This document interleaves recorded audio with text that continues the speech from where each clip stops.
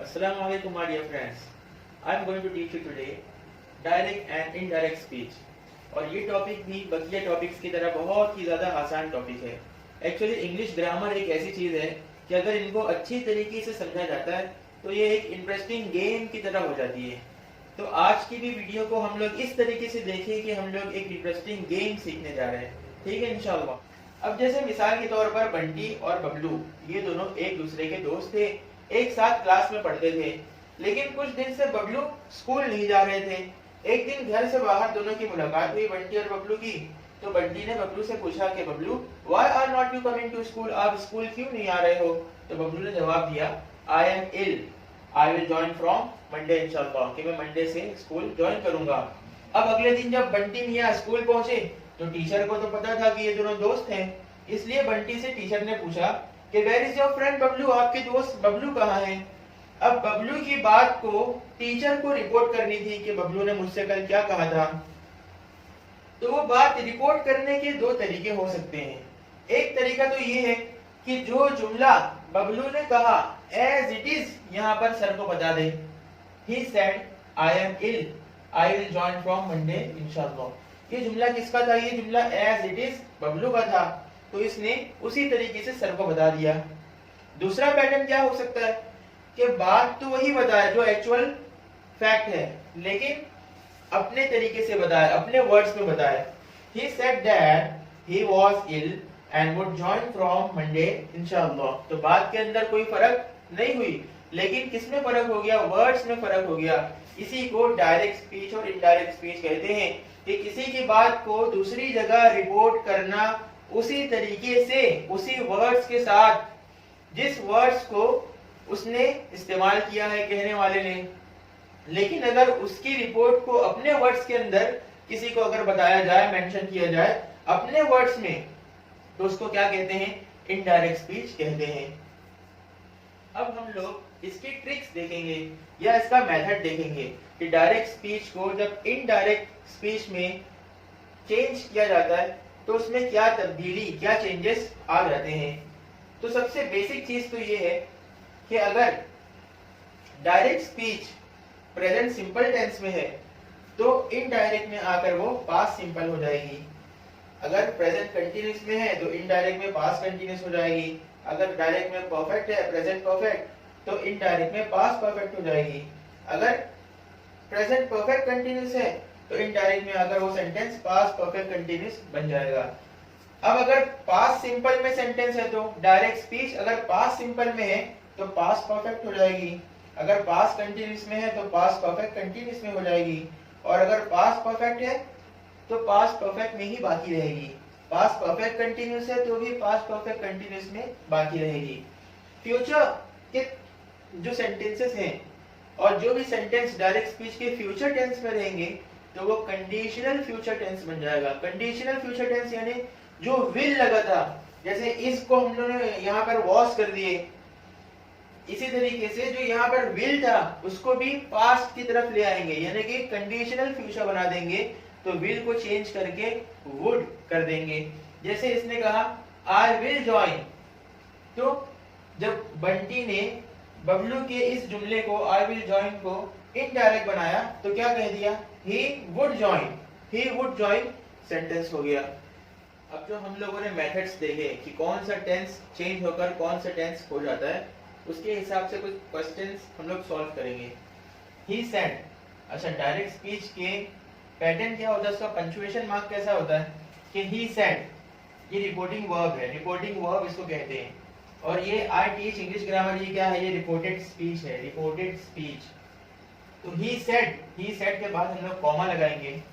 और जो reported speech है ये इन्वर्टेड कॉमास में आएगी.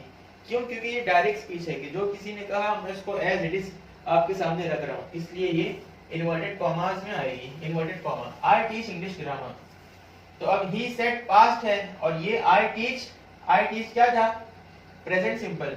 लेकिन ही सेड पास्ट होने की वजह से प्रेजेंट सिंपल को हम लोग किस में चेंज कर देंगे? पास्ट सिंपल में. ही said that he taught English grammar. Next, he said the students are learning.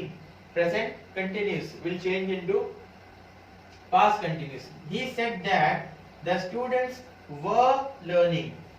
Next, he said they have understood the topic. Which tense it is? Present perfect. So it will change into past perfect. He said that they had understood the topic. Next, he said they have been sharing the knowledge with others. Which tense it is? Present perfect continuous. It will change into past perfect continuous. He said that they had been sharing the knowledge with others. Next, he said they studied very well. They studied what it is? Past simple.